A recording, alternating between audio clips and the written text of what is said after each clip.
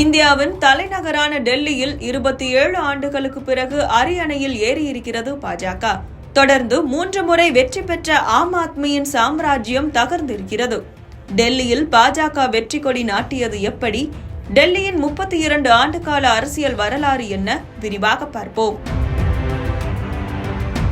Union பிரதேசமான டெல்லியில் முதல் சட்டமன்ற தேர்தல் 1993 நடைபெற்றது.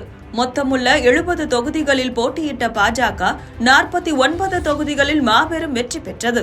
மதன்லால் குரானா முதல்வரானார். தொடர்ந்து பாஜகவை சேர்ந்த ஷாகிப் சிங் வர்மா, சுஷ்மா ஸ்வராஜ் ஆகியோர் முதல்வரானார்கள். 1998 தேர்தலில் 70 தொகுதிகளில் போட்டியிட்ட காங்கிரஸ் 52 இடங்களில் வெற்றி பெற்று ஆட்சியை கைப்பற்றியது. காங்கிரஸ் கட்சியின் ஷீலா தீட்சித் முதல்வரானார். தொடர்ந்து 2003 நடந்த சட்டமன்ற தேர்தலில் காங்கிரஸ் கட்சி 70 தொகுதிகளில் போட்டியிட்டு 47 தொகுதிகளில் வெற்றி பெற்றது. இரண்டாவது முறையாக ஷீலா தீட்சித் முதல்வராக பொறுப்பேற்றார்.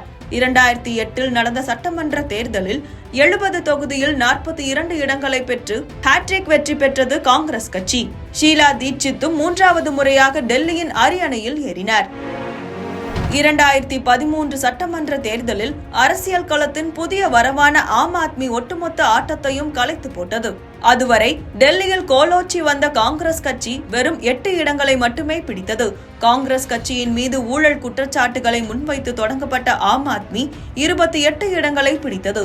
மறுபுறம் 32 இடங்களை பிடித்த பாஜக கூட்டணி பெரும்பான்மைக்கு 4 இடங்கள் இல்லாமல் ஆட்சி அமைக்கும் வாய்ப்பை இழந்தது. காங்கிரஸ் ஆதரவோடு ஆட்சி அமைத்தார் அரவிந்த் கெஜ்ரிவால். 2 ஆண்டுகளில் தனது பதவியை ராஜினாமா செய்துவிட மீண்டும் தேர்தல் வந்தது. 2015 நடைபெற்ற அந்த தேர்தலில் 67 இடங்களை பெற்று மாபெரும் வெற்றியை பதிவு செய்தது. பாஜக 3 இடங்களை பிடிக்க காங்கிரஸ் ஒரு இடத்தில் கூட வெற்றி பெறவில்லை.